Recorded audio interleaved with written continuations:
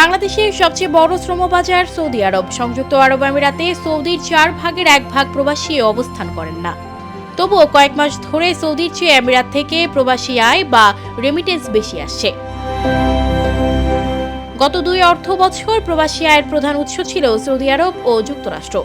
দেশ দুটিকে পেছনে ফেলে এখন শীর্ষে সংযুক্ত আরব আমিরাত ও যুক্তরাজ্য। চলতি অর্থ বছরের প্রথম 8 মাসে দেশে সবচেয়ে বেশি প্রবাসী আয় এসেছে মধ্যপ্রাচ্যের দেশ সংযুক্ত আরব আমিরাত থেকে।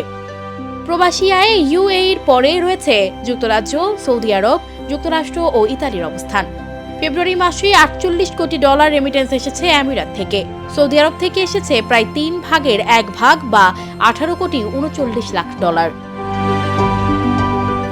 ব্যাংকে খাত সংশ্লিষ্টরা বলছেন, মূলত সৌদি আরব ও যুক্তরাষ্ট্র থেকে বৈধ চ্যানেলে প্রবাসী আয় আসা কমেছে।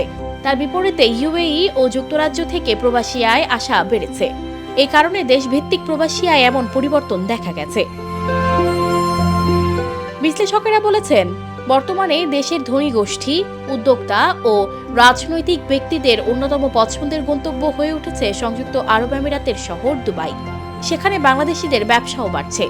এ কারণে বিশ্লেষকদের কেউ কেউ ধারণা করছেন, দেশ থেকে দুবাইয়ে পাচার হওয়া অর্থের একটি অংশ হয়তো পাচারকারীরা ফেরত আনছেন প্রণোদনার সুবিধা নিতে। এই সুবিধা নেয়ার পর সেই অর্থ হয়তো আবারও অবৈধ পথে পাচার হয়ে যাচ্ছে। এ কারণে বৈধ পথে ইউএই থেকে প্রবাসী আয় আসা হঠাৎ করে বেড়ে গেছে।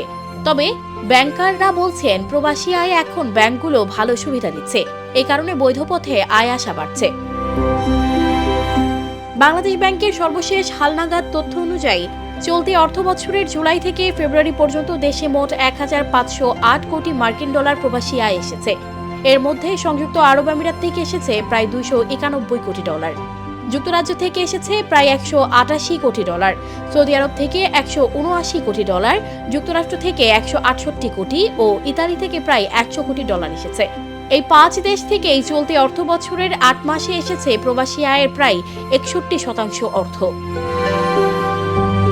সানজিদা রহমান, প্রবাস খবর।